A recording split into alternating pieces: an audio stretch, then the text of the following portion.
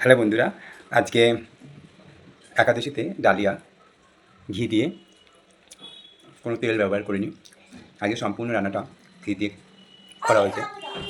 আর সবজিতে অনেক রকম সবজি দিয়ে করেছি, যেমন আলু, কাঁচকলা, তারপরে কুমড়ো, তারপরে কাঁচা কুমড়ো, পাকা কুমড়ো, পটল, বিনস, লাল আলু, আর হচ্ছে আরও কয়েকটা সবজি যেমন সজনে ডাঁটা, সব দিয়ে আজকে ডালিয়াটা খুব সুন্দর হয়েছে। তোমরা কে কে ডালিয়া খেতে পছন্দ করো অবশ্যই জানাবে। আমি একাদশীতে ফল তেমন খেতে পারি না, আর সাবুও খেতে পারি না, তাই আমি এই ডালিয়া অন্নভোগটাই আমি একাদশীর দিন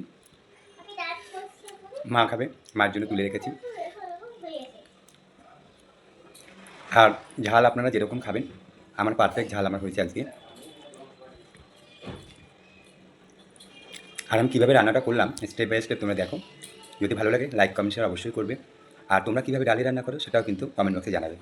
চলো তাহলে দেখিয়ে দিচ্ছি কীভাবে আমি রান্নাটা করলাম। Good morning. যদিও এখন 10:30 11টা বাজে। আজকে হচ্ছে একাদশী। একাদশীতে আমি ডালিয়া খাই, ঠিক আছে। আর তার সাথে কিছু কিছু সবজি এই বাজার থেকে নিয়ে এসেছি।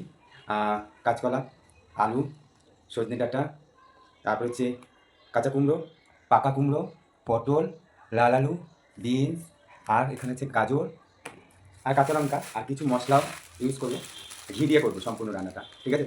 কোনো সরষের তেল ব্যবহার করবো না, আর কোনো ভাজা করলেও ঘি দিয়ে করবো। চলো তাহলে কাটাকাটি শুরু করে রান্নাটা স্টার্ট করে দিলাম।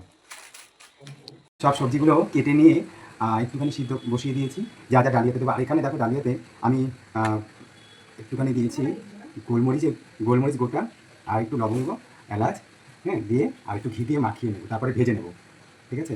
এরকমভাবেই মাখিয়ে নেবো, কারণ কোনো তেল হলুদ ব্যবহার করবো না, তার জন্যই তোমাদের বললাম। আর ওখানে যে তরকারিটা করবো সেখানেও কোনো হলুদ তেল দেবো না, ঘি দিয়ে। আর এখানে যে এইটা সবজিটা দেখছো ভাজবো, এটা ঘি দিয়ে মাখিয়ে রেখেছি। এখানে দিয়েছি লবণ, ঠিক আছে। এই দেখো কুমড়ো আছে, আর আলু আছে, আর পটল আছে। এই হচ্ছে আজকে আমাদের একাদশী ডালিয়া রান্না, ঠিক আছে। ভালো করে পিক করে এবার একটু ভেজে নেবো ডালিয়াটা। আর ওদিকে তো মোটামুটি সবজিটা একটু সেদ্ধ হয়ে গেছে। এটা ফুটে উঠলে পরে, ভাজার পরে ডালিয়াটা ফুটে ওঠার পরে তারপরে সবজিগুলো একটুখানি ঘি দিয়ে ভেজে নেবো। তারপরে আমি আবার এই প্রেশারে দিয়ে দেবো, ঠিক আছে। চলো স্টার্ট। ভালো করে ভেজে নিতে হবে ডালিয়াটা। আর এদিকে সিদ্ধ করে রেখে দিয়েছি এটাকেও আমি, এই সবজিটাকেও জল ঝেড়ে নিয়ে ঘি দিয়ে ভেজে নেব। নিয়ে তারপরে আমি প্রেশার কুকারে তারপরে রান্নাটা করে নেব।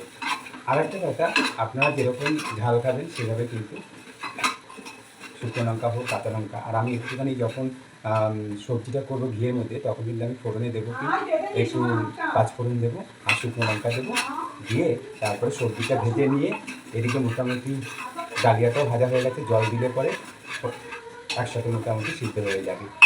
ব্যালেন্স করে নিতে হবে। চলো।